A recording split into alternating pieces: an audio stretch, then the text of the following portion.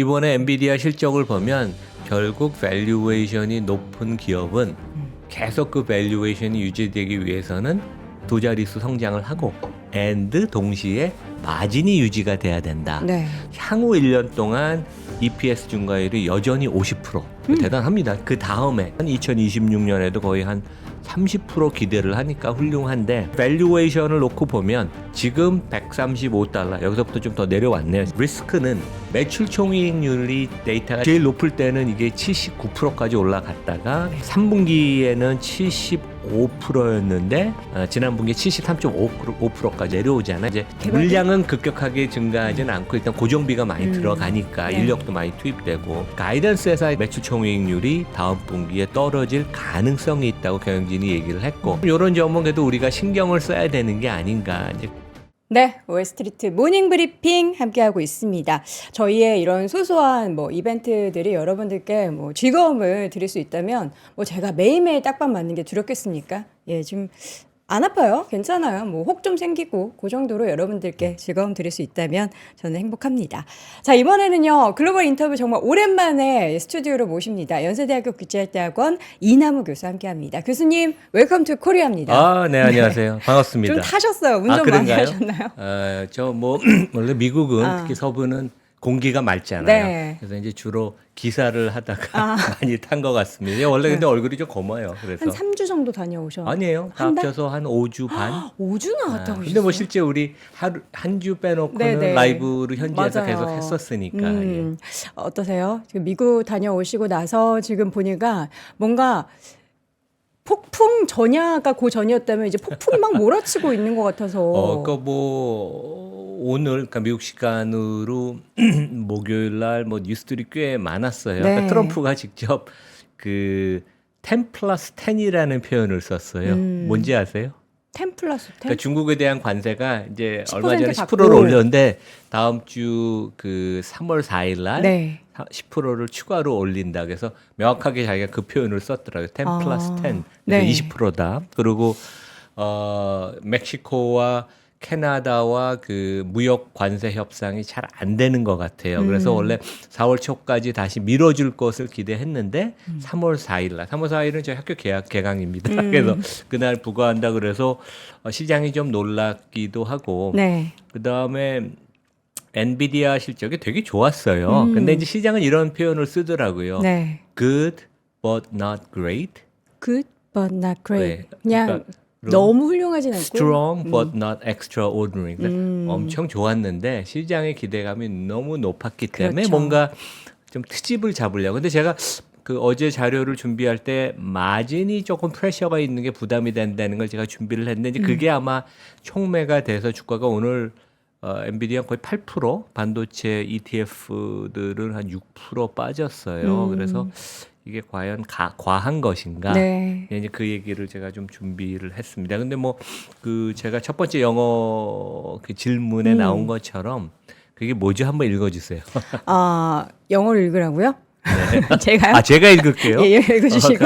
저보다는 저- 교수님 발음이 좋으시죠. 우리 엔비디아 이제 결국 실적을 볼 때는 네. 우리가 손익계산서를 특히 애널리스트는 너무 거기에 집착을 하는데 물론 그것도 봐야 되고 가이던스 봐야 되지만 결국 현금 흐름, 캐시플로우가 얼마큼 안정적으로 창출되고 그 번 돈을 어디에 쓰느냐. 근데 지난 4분기 엔비디아 실적을 보면 현금 흐름 창출이 엄청 좋았고 네.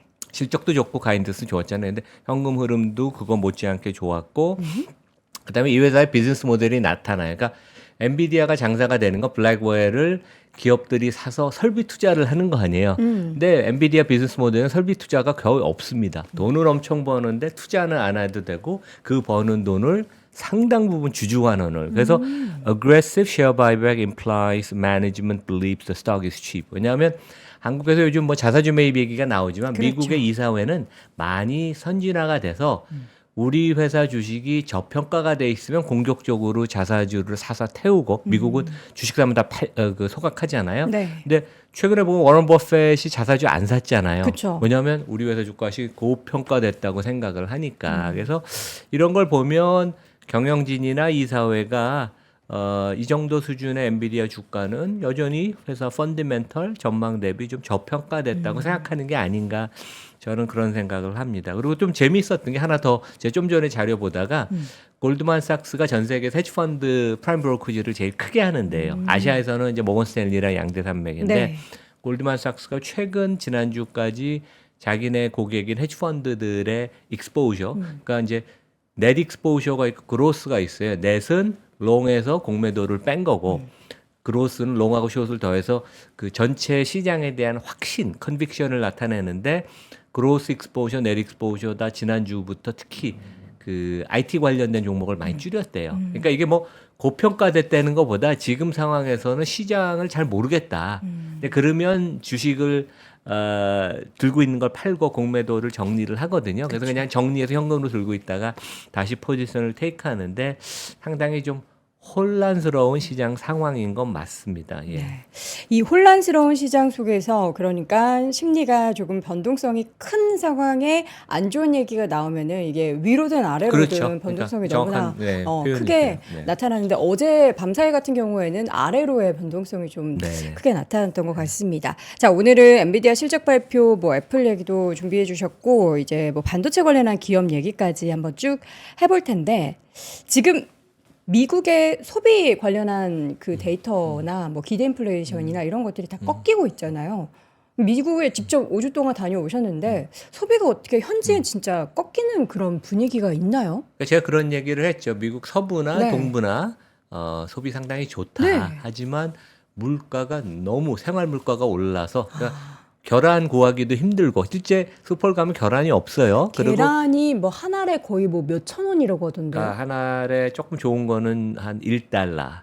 그리고 제가 그 팔로알토 스탠포드 앞에 순두부 집을 몇 번 갔는데 거기는 네. 순두부를 시키면 계란을 따로 요금을 받습니다. With or without egg. 이렇게 물어. 순두부에는 계란이 들어가야 되는데요.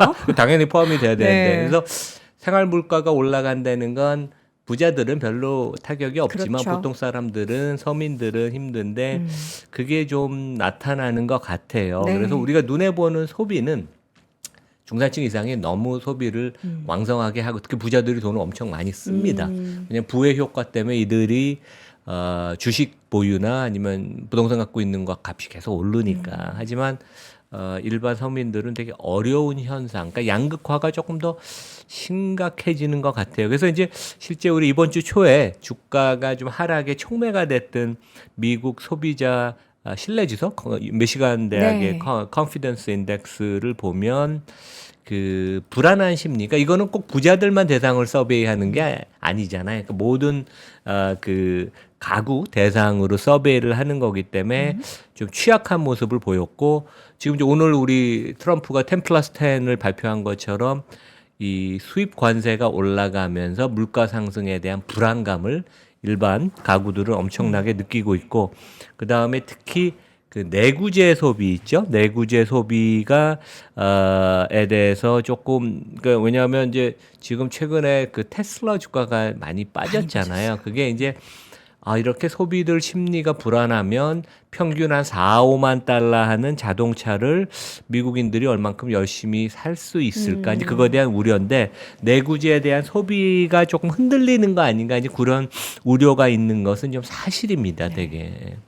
지금 소비가 흔들리고 있다라는 것이 물론 전체 미국 국민이라고 보기에는 좀 어렵지만 이게 좀 장기화된다면은 결국에는 우리가 우려하는 소비의 침체로 말미암은 경기 침체까지 확대될 거라는 우려를 해야 되는 건가요? 저는 뭐 그렇지는 않을 것 같아요. 그러니까 일단 그 소비 숫자는 상당히 양호하게 나올 것 같아요. 네. 그런데 이제 이게 불균형이 너무 심하니까 그리고 최근에는 보면 그 지금 이제 트럼프랑 일론 머스크가 주도적으로 연방 정부의 공무원 감축하는 거를 지금 작업을 하잖아요. 그렇죠. 그러니까 지금 워싱턴 DC의 집값이 요즘 빠지고 있답니다. 공무원들 그래서- 수가 줄어들어서요? 그래서 한동안 트럼프 취임하고 많이 올랐어요. 왜냐하면 네. 장관들이 다 억만장자들 아니에요. 그 사람들이 이사하면서 집을 샀다가 네. 그 다음에 이제 얼굴 도장을 찍으려고 기업인들이 DC에 아마 우리나라 대기업들도 그 근처에 집들 샀을지 모릅니다. 집을 왜 왜냐하면 사요? 로비를 해야 되니까. 근처에 네. 같이 있어야 네, 돼서. 그래서 이제 회장이 날아갈 때나 이제 그 뭐 머물 곳을 거물들이 위해서. 갈 때 이제 그래서 집값이 올랐다가 다시 최근 몇 주 사이에 집값이 팔고 나가는 사람들이 많아서 그래서 여러 가지 한 이런 것들이 심리적으로 지금 소비를 위축시키는 건 맞는데 네. 이제 조금 더 걱정이 되는 건 다음 페이지 보면 이제 월스트리트저널에 되게 재밌는 기사가 나왔어요. 네. 그래서 현재 미국 소비 증가율의 거의 50%를 소득 기준으로 상위 10%가 주도를 하고 있다. 그러니까 제가 먼저 다음 페이지 그림을 보여드릴게요. 이게 더 재밌어요. 그러니까 그 전체 그 소비 중에 그 10% 단위로 쪼갰어요. 그러면 상위 10%, top 10% 언어. 여기 보면 이제 고동색, 그 엷은 베이지색이 전체 소비의 50%를 무려 견인을 하는 거예요. 그러니까 일반 서민들은 저 같은 사람은 이제 미국 가서 인앤아웃 버거 가서 뭐 6불짜리, 7불짜리를 열심히 먹지만 부자들은 진짜 부자들은 상위 10%. 10%라는 거는 이제 가구 기준으로 25만 불, 3억 5천만 원 연소득. 그다음에 이외에 뭐 재산은 많이 갖고 있겠죠. 이제 여기가 뭐 $200, $500 식사를 하고 접대를 하고 이제 그러면서 소비를 견인을 하는데 이게 너무 지나친 불균형. 그러니까 저도 이 숫자가 한 30%, 40% 되면 뭐 그럴 수도 있네. 미국이 특히 지금 빈부격차가 너무 심해지고 있으니까. 근데 무려 50%. 그래서 중산층부터도 벌써 위축이 되고 여기 제일 위에 보면 상위 뭐 아까 하위 한 20, 30%는 소비에서 차지하는 비중이 줄어들어요. 왜냐면 실질 소득이 줄어드니까. 그래서 이 점이 좀 걱정이 되고 이제 전 페이지로 다시 넘어가면 코로나가 터진 2020년 이후로 그 초과 저축, 그러니까 이제 내가 저축을 해서 그게 쭉 누적이 되잖아요. 근데 상위 10%는 코로나 초기 2, 3년 동안 저축액이 늘었어요. 네. 왜냐하면 그때 벨트를 타이튼하게 했으니까. 근데 그 이후로도 저축 수준이 유지가 되는데 여기 보면 그게 이제 그 베이지색이고 그다음에 검은색이 나머지 90%. 그러니까 나머지 90%의 국민들은 2022년 이후로 그 저축이 꼭 감소합니다. 왜냐하면 저축을 꺼내서 지금은 소비를 할 수밖에 없는 특히 중산층 이하는 근데 이제 그런 것들이 이게 좀 문제가 될 소지가 있는 게 아닌가. 당장은 이게 뭐 지표상으로 크게 잡히진 않겠지만 네. 이제 이런 걱정이 좀 있습니다. 지금 물론 소비 관련한 데이터들이 좀 꺾이고 있고 관련한 내용들이 언제 더 안 좋아질지 얼마나 더 안 좋아질지는 모르는 거지만 이게 당장의 미국의 경기를 확 꺾는다라고 보기에는 좀 과하게 해석을 하는 거다라는 말씀이신 거죠. 그리고 이제 시장이 뭐 오늘 주가가 밀려서 5,820 S&P 네. 기준으로 그러니까 이제 올해 주가 상승분을 다 반납을 했습니다. 근데 여전히 뭐 밸류에이션이 퍼 기준으로 한 21배 정도 되는 수준이니까 네. 이게 좀 부담이 가니까 이제 이런 거에 대해서 조금 더 그 시장이 신경을 쓰고 이게 주가가 좀 위축이 되는 것 그쵸. 같아요. 매매 활동이. 예. 자, 이어서는 엔비디아 실적 내용 말이 참 많습니다. 밤사이 주가가 이렇게 하락할 만큼의 실망스러운 실적이었나라는 생각이 들어요. 그러니까 이번에 엔비디아 실적을 보면 결국 밸류에이션이 높은 기업은 계속 그 밸류에이션이 유지되기 위해서는 두 자릿수 성장을 하고 and 동시에 마진이 유지가 돼야 된다. 네. 근데 우리가 빅테크 중에 최근 제일 잘 나가는 게 메타 아니에요. 메타가 보면 매출 증가율도 20%가 넘는 데다가 동시에 마진이 더 늘어서 본업의 마진, 그러니까 보통 우리가 하는 메타 플랫폼, 인스타그램은 영업이익률이 60%까지 늘었거든요. 근데 이제 거꾸로 엔비디아는 고속 성장하는 걸 지나왔어요. 그러니까 이제 블랙웰 칩을 에 대한 수요가 공급이 소요를 못 따라간다. 이제 거의 올해 내내 그런 거 아닌가. 그래서 실제 컨센서스 애널리스트 제가 여기 다음 페이지에 보여드리는 게 이제 컨센서스인데 네. 여기는 1월 결산안이에요. 그렇죠? 그러니까 그래서 지금 향후 1년 동안 EPS 증가율이 여전히 50%. 대단합니다. 진짜. 네. 50%고 그 다음에 내년 2026년에도 거의 한 30% 기대를 하니까 훌륭한데 저는 이제 밸류에이션을 놓고 보면 지금 $135 여기서부터 좀 더 내려왔네요, 진짜. 근데 하여간 지금 현재 최근 주가에서 향후 1년 동안 예상이 되는 EPS의 평균 $4.45를 나누면 퍼가 30배. 그러니까 지금 주가가 오늘 조정받았으니까 더 내려왔을 거예요. 뭐 이 정도는 충분히 우리가 괜찮은 수준이다. 너무 우려할 게 없는 거 아닌가 이제 그런 생각을 하는데 네. 제가 이제 자료 준비했던 것처럼 리스크는 그러니까 이제 그 매출 총이익률이 데이터가 제공이 되면 이제 그걸 보는 건데 여기는 보면 이제 매출 총이익률을 많이 쳐다봅니다 시장이. 근데 제일 높을 때는 이게 79%까지 올라갔다가 3분기에는 75%였는데 지난 분기에 73.5%까지 이제 변명은 그거예요. 그리고 실제 왜냐면 우리가 자동차 테슬라 같은 데가 새 모델을 램프업할 때 마진이 좀 내려오잖아요. 왜냐하면 이제 물량은 급격하게 증가하지는 않고 일단 고정비가 많이 들어가니까 네. 인력도 많이 투입되고 지금 이제 블랙웨어를 램프업하는 단계니까 이제 이해는 가는데 조금 가이던스에서 약간 걱정이 됐던 게 70% 초반까지 매출 총이익률이 다음 분기에 떨어질 가능성이 있다고 경영진이 얘기를 했고 그다음에 Q&A나 이런 걸 통해서는 젠슨 황이 그런 얘기를 했습니다. 하반기가 되면 다시 마진이 70% 중반으로 회귀할 것이다. 근데 이제 그게 사실이면 저는 투자가나 시장들이 이렇게 크게 걱정 안 해도 되는 거 아닌가. 왜냐하면 성장이 지금 좋고 그다음에 젠슨 황이 그런 얘기를 했죠. 대규모 용량의 컴퓨터를 하는데 그게 결국 추론의 단계로 넘어가면 더 많은 어마어마한 그 수배, 수십 배, 수백 배의 연산 능력이 필요해서 이 자기네 반도체 칩스에 대한 수요는 걱정이 없다니 그런 얘기를 했거든요. 그래서 그러니까 조금 이런 점은 그래도 우리가 신경을 써야 되는 게 아닌가 이제 그런 말씀을 드리겠습니다. 마진이 점점 줄어들고 있다는 거. 그럼에도 정말 놀라운 숫자인 것은 맞는데 그것에 대해서 시장은 좀 실망하는 그러한 모습을 보이고 있고 그리고 중요한 건 이제 박진영님과 그 전에 이야기할 때 너무 이제 젠슨 황 우리가 그 CEO의 컨퍼런스 콜 그 모습을 오랜 기간 또 너무 열심히 봤잖아요. 그러니까 달라지지 않는 그의 그 퍼포먼스와 발언의 그 키워드 자체에 대해서도 좀 뭔가 새로운 게 없을까? Something new를 원하는데 그거를 이제 내놓지 못하니까 거기에 대한 또 실망도 있는 거다라고 하더라고요. 그건 조금 있어요. 제가 전에도 말씀드렸는데 젠슨 황이 약간 불리시 바이어스가 맞아요. 있어요. 그래서 어떻게 보면 과도한 자신감. 그러니까 이제 본인의 자신감이고 단히 뭐 그걸 그대로 표현을 하는데 이제 이해관계자나 주주를 대할 때는 조금 어떻게 보면 이제 보수적인 신중한 것도 필요한데 이번에는 하여간 주가 하락은 약간 그런 시그널을 시장이 젠슨 황한테 줬다고 우리가 생각을 하면 됩니다. 네. 자, 이어서는 애플 이야기를 한번 해보겠습니다. 아니요, 우리 저 현금으로. 네, 죄송합니다. 현금으로 중요한 마지막으로 얘기. 한번 보겠습니다. 그러니까 뭐 주가는 결국 빠졌지만 네. 저는 뭐 하락은 어느 정도 제한적이지 않을까 생각하는 게 우리가 그 기업을 분석할 때 이제 수가 낮은 애널리스트들 초짜들은 네. 뭐 매출액, 뭐 영업이익률, 뭐 이제 증가율 보고선 좋다 안 좋다 그러는데 네. 진짜 기라성 같은 전 세계 그 헤지 펀드들은 재무 분석할 때 가장 시발점이 시초가 재무 상태표예요. 재무 상태표를 보면 그 회사의 비즈니스 모델을 알 수 있고 다운사이드 리스크가 얼마인지 알 수 있거든요. 그리고 더 중요한 것은 현금 흐름.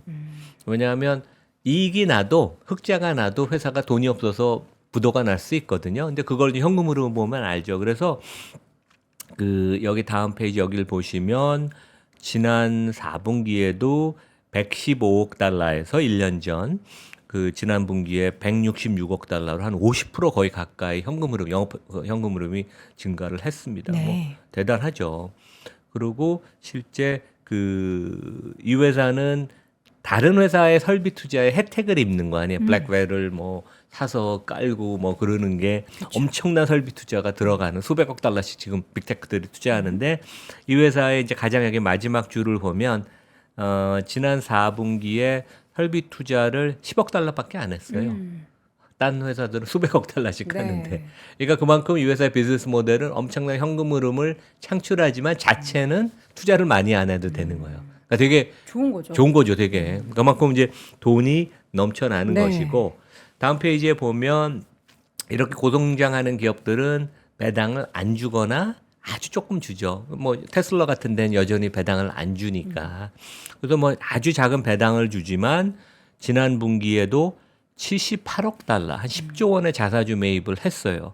1년 전체를 보면 340억 달러, 그러니까 한 45조 원 자사주를 매입을 해서 삼성전자가 지금 10조 원 자사주 매입하고 3조만 소각을 해서 저희 포럼에서 조금 좀 이거 7조 원은 어떻게 할 거냐 이제 그런 잔소리를 했는데 그러니까 이사회가 결국 자사주를 승인하지만 이제 경영진의 의지도 반영이 된 건데 이렇게 자사주를 공격적으로 매입한다는 것은 젠슨 황이나 이사회가 보기에 우리 회사 여전히 저평가된 걸로 생각한다. 이제 그런 메시지로 저는 해석을 합니다. 네. 그래서 이런 점도 우리가 좀 주가가 너무 많이 어제 빠져서 놀라지만 이런 점도 우리가 한번 생각을 하면 마음을 좀 이렇게 평정심을 가질 수도 있다. 이제 그런 말씀을 드리겠습니다. 엔비디아의 시각을 투자에 대한 시각을 그동안에 우리가 생각했었던 엄청난 그 폭발적인 성장률과 마진 그거 외에 다른 쪽으로도 좀 눈이 돌릴 필요가 있을 것 같은데 워낙에 지금까지 투자자들은 그 2년 사이에는 성장 그리고 모든 시장의 장악력 그리고 그 마진에 대해서만 포커스를 뒀잖아요. 근데 이게 시선이 이쪽으로 옮겨질 수 있을까요? 왜냐면 애플 얘기 이제 그 다음 건에 할 건데 지금 시장에서 서비스 쪽이 중요하다. 서비스의 매출이 늘어나고 있다라고 강조를 해도 그래도 늘 흔들리게 만드는 거는 그때가 주식은 또 다시 컴백을 하죠. 그렇죠? 예. 애플은. 아이폰 수요가 좀 떨어졌다 하면 또 주춤하잖아요. 네네네.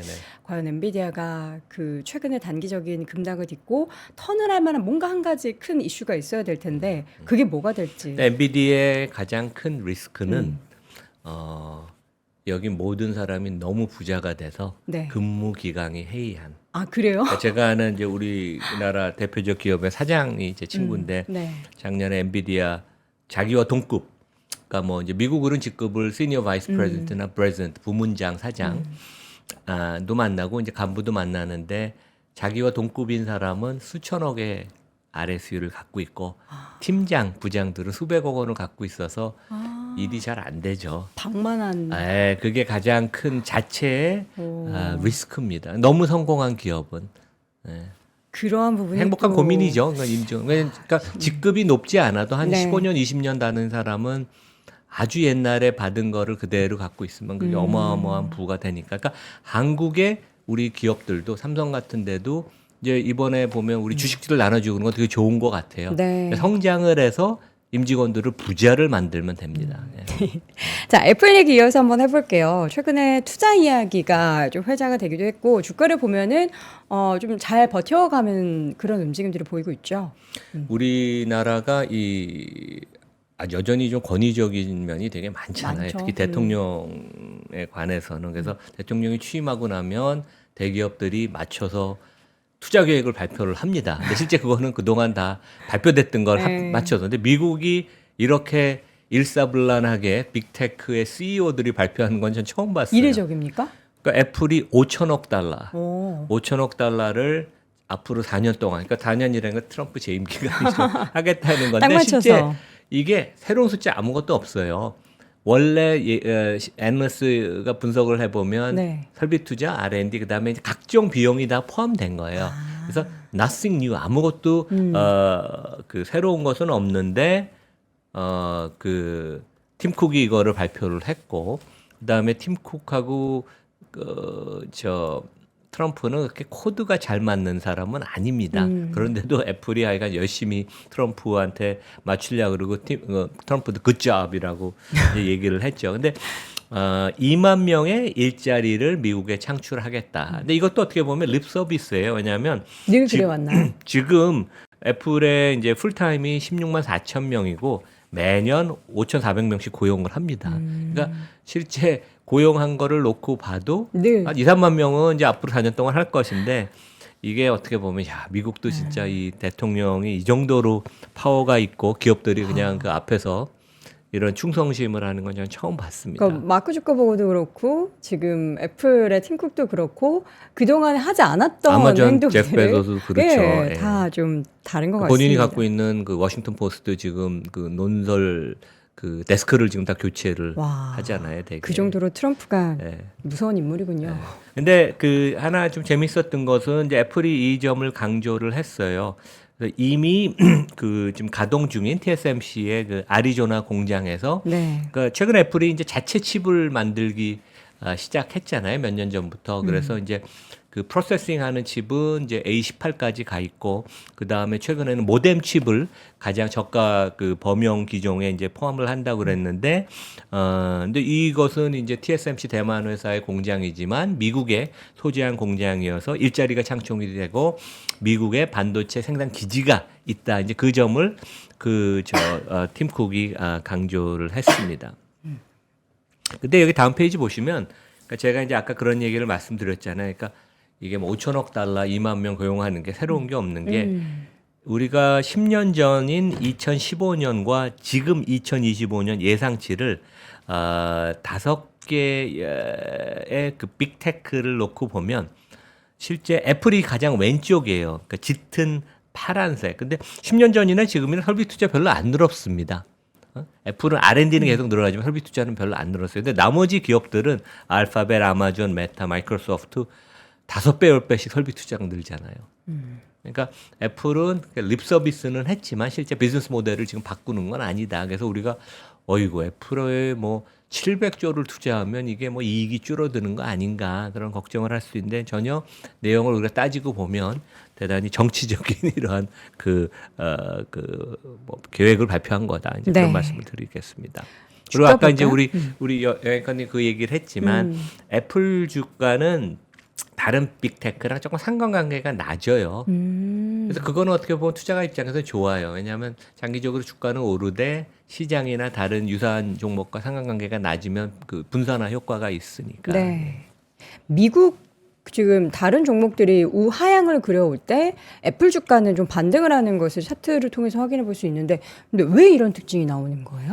그러니까 서비스 부분이 결국 이 회사의 성장의 드라이버니까 그것은 구독 경제고 경기를 안 타잖아요, 되게. 네. 그래서 그런 면에 있어서는 경기에 민감 안 하고 텍 사이클에 별로 반응을 상대적으로 덜 하는. 그러니까 우리는 그 언론이나 애널리스트들은 아이폰 새로운 기종이 매년 9월에 나올 때마다 환호를 하거나 이제 비판을 하는데 실제 애플 내부에서 돈을 버는 그 역학관계를 보면 그것과 별로 무관하게 안정적으로 서비스에서 대부분 돈을 버니까 상관관계가 낮다. 그거는 되게 이 종목을 들고 있는 주주 입장에서는 매력적인 포인트입니다. 네. 자, 이어서는 지금 전쟁 관련한 내용에 있어서 러시아와 우크라이나 근데 결국에는 그들의 휴전, 종전 협상은 미국의 이익을 위한 지금 구도로 만들어지고 있는 거죠. 그렇죠. 그러니까 지금 우크라이나가 종전이 되면, 그러니까 저희도 뭐 우리나라는 상당히 이제 인구 5천만 명의 상당히, 근데 우리가 이제 대국이라고 대한민국을 얘기를 하기는 어렵죠. 왜냐하면 네. 인구가 우리가 1억 명이 안 되고 여러 가지 경제 규모나 그런데 이제 우크라이나가 이렇게 떠밀려서 자기 나라를 침공한 러시아와 종전 협상 테이블에 앉는 것을 보면 안타까운데 이제 우리가 시사점이 있는 게 그동안 그 국제 질서에 있어서는 무력으로 다른 나라의 영토를 뺏는 것을 인내하지 않는다. 특히 나토가 이제 그런 원칙이 있었는데 러시아가 이제 뺏은 영토를 돌려주지 않고 휴전 협정을 할 수밖에 없을 것 같고 그러니까 우리에 대한 시사점은 대만이 이런 길을 걷는 게 아닌가. 시장이 좀 걱정을 하고 뉴욕타임스에 꽤 큰 기사가 이것과 관련돼서 나왔어요. 그래서 실제 국내 일간지에서 이런 그 제목이 있었죠. 뒤에서 웃는 중국과 북한. 그러니까 대만이 이러한 어려운 상황에 놓이면 미국이 대만을 바이패스하고 중국과 무역 협상을 맺으면서 대만에 대한 충분한 정치적인 그런 고려를 안 해주면 그 TSM이 저는 이제 되게 좋은 주식이라고 얘기하고 미국에 지금 보면 우리 그 반도체 ETF에 보면 뭐 어떤 ETF에는 뭐 톱3에 들 정도로 TSMC 가. 비중이 큽니다, 되게. 그래서 그리고 우리 이웃 나라고 결국 대만에 어떤 일이 생기고 변화가 있으면 그것은 우리 이웃 나라인 대한민국 TSMC가 영향을 받으면 또 삼성전자한테 또 어떻게 보면 호재가 될 수도 있죠. 기회가 될 수도 있는데. 네네. 근데 이제 이런 우려가 있어서 마크 루비오 이렇게 다음 페이지 보시면 미국의 국무장관 이분 되게 뭐 여유가 있어요. 왜냐면 상원의원 출신이거든요. 네. 그런데 이분이 폭스와 인터뷰를 이번 주에 하면서 그런 얘기를 했어요. 그 기자들이 이런 질문을 했죠. 트럼프 대통령이 대만을 방어하는데 얼마나 적극적이고 헌신적으로 할 것인가. 근데 직접 대답은 안 하고 이것에 대해서 오히려 우리는 태평양 지역에서 그 여러 파트너와 강력한 동맹 관계를 맺고 있으며 특히 일본과 한국은 방기하지 않겠다. 일본과 한국은 우리가 프로텍트 막아주겠다 하지만 구체적으로 대만은 거기에는 포함은 안 시켰으니까 중국을 되게 의식을 하고 결국 중국과 딜을 하고 싶은 트럼프 행정부의 그런 마음이 있는데 이 얘기는 했어요. 우리는 대만의 지위에 대해 강제적이고 강요되고 강압적인 변화에 반대한다. 과거 우리 입장이었고 앞으로도 그럴 것이다. 그래서 적극적인 군사적인 위협이 있어 우리가 나설지는 모르겠지만 우리는 하여간 그 큰 어떤 군사적인 무슨 압박이 있으면 우리가 대응을 하겠다는 얘기는 했는데 좀 애매모호한 전략적인 그런 모호성을 이제 그런 보여준 거죠. 네. 그래서 그 최근에 보면 중국 본토가 그 대만을 되게 자극을 많이 합니다. 그래서 이제 하고 중국하고 그 해협 같은 데 보면 그 몇 킬로 안 떨어져 있어요. 그러니까 제가 대만도 옛날에 방문을 많이 했었고 네. 그 건너편에 중국에 거기가 이제 복건성 쪽이거든요. 근데 거기도 이제 기업 방문을 하고 그러면 진짜 몇 킬로 안 떨어져 있고 소리 지르면 수영해서 헤엄치면서 갈 수 있는데 최근에 중국 배들이 그 안 밑에 깔려 있는 해저 케이블 같은 걸 건드려서 일부러 시비를 걸어요. 그래서 이제 최근에 보면 대만 그 군 당국이 그런 중국 어선을 하나를 그렇게 일부러 했다고 대만은 주장을 하는데 이제 그것을 데리고 와서 이제 평화적으로 이제 해결을 하려고 그러는데 계속 도발 자극을 하는 모습. 왜냐하면 이제 상대방을 건드리는 거죠. 어떠한 반응이 나올 건지. 네. 근데 이제 그 TSMC는 이거에 대해서 좀 그 거버넌스 측면에 있어서 이런 노력을 해왔다고 저는 보입니다. 모리스 창 창업자가 진짜 훌륭한 분인데 이사회 멤버를 글로벌하게 특히 미국 사람 중심으로 쭉 갖고 가요. 그래서 미국에서 MIT 총장, 전 총장, Applied Material 전 CEO, 아니면 영국의 브리티시 텔레콤 전 CEO 이런 사람들이 이사회 멤버이고 이사회를 여긴 분기하면 3일씩 합니다. 30분 하지 않아요. 한국의 기업도 30분 하거든요. 그냥 바로 점심 먹으러 가야 되니까. 근데 이런 식으로 글로벌한 보도를 갖고 이 사람들이 대만에 와서 회의를 3달마다 3일씩 하니까 그런 것도 어떻게 보면 전쟁 억지력이 되는 거죠. 그래서 참 대만의 TSMC는 대단한 기업이고 모리스 창 그 창업자의 거버넌스를 강조하고 그것을 이용해서 회사를 해지하고 리스크를 경감시키는 노력은 참 대단하다. 우리가 배울 게 많다. 그런 말씀을 드리겠습니다. 네.